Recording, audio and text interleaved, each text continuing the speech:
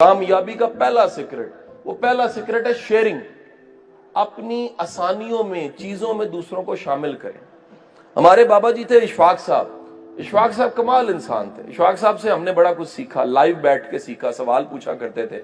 एक दिन कहने लगे कि यार एक दफा मैं, इशफाक साहब और बानो आपा बताने लगे कि एक दफा कहते हैं जी हम अपने बुजुर्ग के पास चले गए, जिनको वो अक्सर जाविया में बाबा जी कहा करते थे, नूर वाले बाबा जी।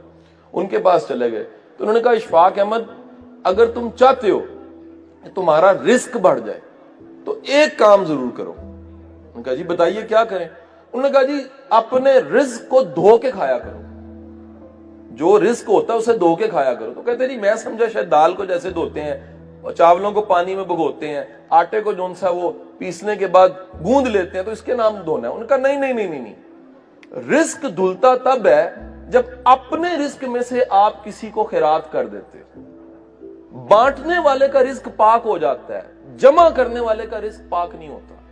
तो पहला सीक्रेट मैंने आपको बेटा बता दिया, अगर तरक्की करनी है तो आप मंडी बाउद्दीन में बैठ के एक नियत पक्की कर दो कि या बारी ताला अगर मुझे तू मकाम, मर्तबा और ओहदा देगा तो मैं अपने कर्म पे, जो तूने मुझ पे कर्म किया होगा, उस कर्म में दूसरों को शामिल करूंगा। आप नियत करके देख लीजिए, अल्लाह रास्ते कैसे बनाता है आप सोच नहीं सकते। दूसरों के लिए वक्त निकालना शुरू कर दीजिए, दूसरों के लिए कुर्बानी देना शुरू कर दीजिए, आपकी जिंदगी में इनकलाब आ जाएगा। हम क्योंकि खुद के लिए जीते हैं, अपने लिए जीने वाला कभी तरक्की नहीं कर सकता, दूसरों के लिए जीने वाला तरक्की करता है। सो पहला सीक्रेट मैंने आपके साथ शेयर कर दिया, वो क्या है? शेयरिंग में बरकत है।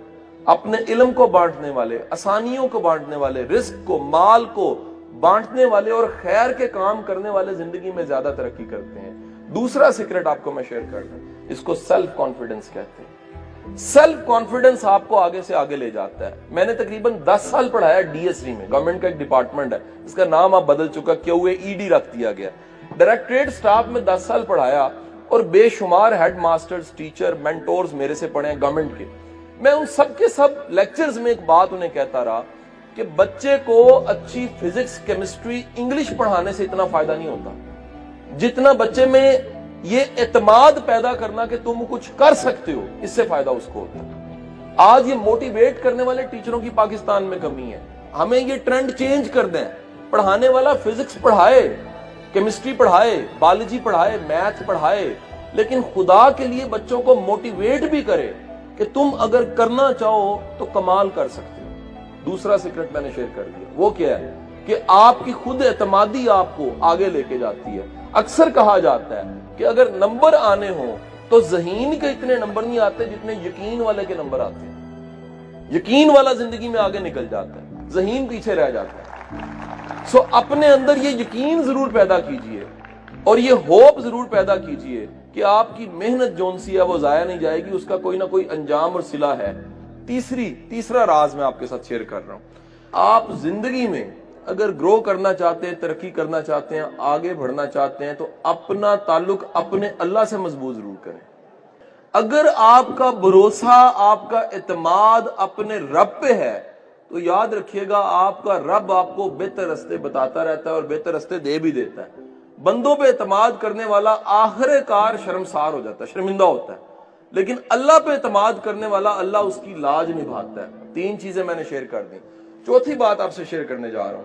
अगर आप आज से आदत अपना लेते हैं कि एक किताब आप पकड़ते हैं और उसको पढ़ते हैं तो आपके पास कहने बताने को बड़ी बातें होंगी।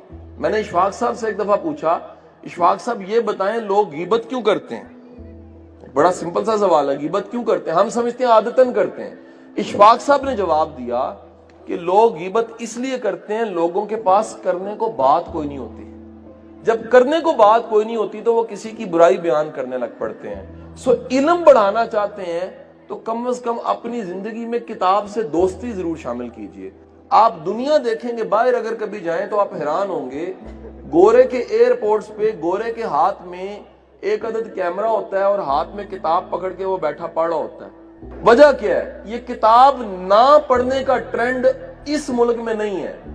आप ये हमसाया मुल्क देख लें, इधर जो सारे का सारा इंडिया है, एक किताब का एडिशन लाख का छपता है और वो बिक जाता है। पाकिस्तान में किताब ना छपती है ना पढ़ी जाती है। یہ ٹرینڈز ہی نہیں ہے. تو کتاب بینی اگر آپ کی زندگی میں آ جائے, بکس اپنی زندگی میں شامل کریں, تو کتابیں آپ کو پے بیک کریں گی. وہ گورے کی ایک بڑی معروف کوٹیشنز ہے کہ وہ کہتا ہے جی ریڈرز آر لیڈرز. جو مطالعہ کرتے ہیں وہ لیڈر ضرور بنتے ہیں, وہ لیڈ کرتے ہیں. اور لیڈر صرف سیاستدان نہیں ہوتا, اپنی فیلڈ میں لیڈ کرنا بھی لیڈر ہی ہوتا ہے. آپ کسی شعبے میں ہو, کسی فیلڈ میں ہو, اس میں ٹاپ پہ آپ کو ہونا چاہیے. نمبر لیں تو پتہ لگے کہ نمبر آپ کے جون سے ہیں وہ لیڈنگ ہے. اپنی فیلڈ کا انتخاب کریں تو اپنی فیلڈ میں ٹاپ پہ ہوں, کچھ بنیں, کسی شعبے میں جائیں, لیڈ ضرور کریں, ٹاپ لیڈنگ میں ضرور جائیں. اور وہ لیڈ کرنے کے لیے ضروری ہے آپ کی زندگی میں کتاب ہو, کتاب ضرور مطالعہ کریں. اگلا پوائنٹ آپ کے ساتھ شیئر کر رہا ہوں وہ یہ ہے, کبھی بھی بھیڑ چال کا شکار نہ ہو.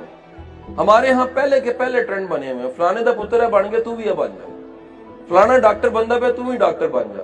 یاد رکھیں آج لیٹسٹ ریسرچ انسانی نفسیات پہ یہ ہے کہ ہر بندے کا کوئی ٹیلنٹ ہے اور وہ اپنے ٹیلنٹ کی وجہ سے زیادہ ترقی کرتا ہے. سو ڈسکور یور سیلف, اپنے اندر جاتی ضرور مانو. یا اقبال نے جسے کہا جی اپنے من میں ڈوب کے پا جا سراغ زندگی. کم از کم یہ تلاش ضرور کرو کہ اللہ نے تمہیں پیدا کیوں کیا ہے, اور وہ کون سی اسٹرینتھ ہے, وہ کون سی قابلیت ہے جس کے ساتھ پیدا کیا ہے. آج ریسرچ یہ بتاتی ہے کہ دنیا میں جتنے انسان پائے جاتے ہیں, 7 ارب دنیا میں لوگ ہیں, 7 ارب کی ڈویژن ٹیلنٹ کے اعتبار سے 34 ٹیلنٹس کی ڈویژن ہے. دنیا میں ٹوٹل جو ٹیلنٹس پائے جاتے ہیں وہ 34 ہیں. یعنی جتنے لوگ میرے سامنے بیٹھے ہوئے ہیں ہر بندے میں 1 یا 2 ٹیلنٹس پائے جاتے ہیں, اور وہ 34 قسموں میں سے 1 یا 2 ٹیلنٹ پائے جاتے ہیں. ریسرچ کا اگلا نقطہ یہ ہے, اگر عروج حاصل کرنا ہے, ترقی کرنی ہے, تو اس فیلڈ میں کیجئے جس فیلڈ کے لیے اللہ نے آپ کو چنا ہے. ٹرینڈز کو فالو نہ کیجئے, جو مارکیٹ میں ٹرینڈ چل رہے ہیں اس کو فالو نہ کیجئے. یہ جملہ پکا پکا رٹ لو, سکوپ فیلڈ میں نہیں ہوتا, سکوپ ٹیلنٹڈ بندے کے ساتھ ہوتا ہے. آپ کسی فیلڈ میں چلے جائیں, اگر آپ ٹیلنٹڈ ہیں آپ کے لیے جگہ بن جائے گی. آپ ڈاکٹر بن جائیں لیکن آپ کو کام نہیں آتا تو آپ رول جائیں گے. اس سے بدرجہ بہتر ہے کہ آپ بی اے ہی کریں لیکن اتنا شاندار بی اے کریں کہ اس سے بھی رستے بننے لگ پڑے. ہمارے ہاں یہ کامن ٹرینڈ ہے, دوسرے کو دیکھ کے ہم فیلڈ کا انتخاب کرتے ہیں. پریکٹیکلی ایسا ہوتا ہے کہ جس کا پیشن اور پروفیشن ایک ہے, زندگی میں ترقی وہ زیادہ کرتا ہے. جس کا پیشن جو ہے اسی کے مطابق اس نے فیلڈ کو انتخاب کیا ہے کہ میرا پیشن جون سا ہے وہ رائٹنگ ہے, رائٹنگ میں نام آپ بناتے ہیں. ایک پاکستان کے معروف اینکر ہے, چند دن پہلے ملے, آپ اندازہ لگائیں ٹیلنٹ کی کتنی کمی ہے پاکستان میں. ٹیلنٹ پیشن پروفیشن ایک نہ ہونے کی وجہ سے وہ کہنے لگے کہ میں 4.5 لاکھ روپے پہ کنٹینٹ رائٹر ڈھونڈ رہا ہوں. تنخواہ کتنی ہے؟ 4.5 لاکھ روپیہ. اور کہتا جی شاہ صاحب مجھے کنٹینٹ رائٹر نہیں مل رہا. ریزن کیا ہے؟ یہ نہیں ہے کنٹینٹ رائٹر نہیں ہے, کنٹینٹ رائٹر اپنی فیلڈ بدل لیتے ہیں, لوگ انہیں پتہ ہی نہیں ہوتا, رائٹ ٹائم پہ کسی نے گائیڈ نہیں کیا ہوتا کہ آپ اگر پراپر فیلڈ میں جائیں گے تو ترقی زیادہ کریں گے. فیلڈ میں ایک سلیکشن غلط ہونے کی وجہ سے, کیریئر پلاننگ نہ ہونے کی وجہ سے جو اچھا لکھنے والا ہے وہ مارکیٹنگ میں چلا جاتا ہے, جس کو مارکیٹنگ میں نہیں جانا چاہیے تھا, رائٹنگ میں جانا چاہیے تھا, وہ کسی اور فیلڈ میں چلا جاتا ہے. اپنے جس فیلڈ کا انتخاب کریں یہ ڈھونڈ کے کریں کہ پیشن آپ کا کیا ہے. پیشن کو دیکھ کے آپ انتخاب کریں گے تو زندگی میں زیادہ ترقی کریں گے. اور آج کا آخری سبق, اس کے بعد میں سوال جواب پہ شفٹ ہو جاؤں گا. لاسٹ لیسن میں نے دیکھا ہے کہ میں نے ترقی کرتے ان لوگوں کو دیکھا ہے جو شاید آئی کیو میں ایوریج تھے لیکن ان کے ساتھ ان کے بزرگوں کی دعائیں بہت زیادہ تھیں. میں خود ایک کھوٹا سکہ ہوں, میں نے جب بھی مڑ کے دیکھا ہے تو مجھے کوئی اتنی قابلیت نہیں ملی. عادتیں اللہ نے اچھی دے دی تھی, مطالعے کی عادت شروع سے تھی, لائبریریز ہم نے بچپن سے جوائن کر لی تھی, دوستوں کا سرکل شروع سے اچھا مل گیا, واصف صاحب جیسے, اشفاق صاحب جیسے استاد ہمیں بڑا پہلے مل گئے. لیکن ایک چیز میں نے پکی دیکھی ہے کہ زندگی میں ترقی کی وجہ, ہم جیسے کھوٹے سکے چلنے کی وجہ والدین کی دعائیں. اگر پیرنٹس کی دعائیں آپ کے ساتھ ہیں تو آپ زیادہ ترقی کرتے ہیں. حضور والا آج گھر جائیں, اپنے والدین کے گلے ضرور ملیں, ان کا ادب ضرور کریں, ان کی کم از کم اتنا وعدہ کر کے ضرور جاؤ, ایسی خدمت ضرور کرو کہ ان کے کلیجے سے دعا نکلے. اور میرا ماننا یہ ہے کہ والدین کی دعا میں اللہ نے اتنی طاقت رکھی ہے کہ وہ کھوٹے سکوں کو بھی کھڑا کر دیتی ہے. بہت بہت شکریہ.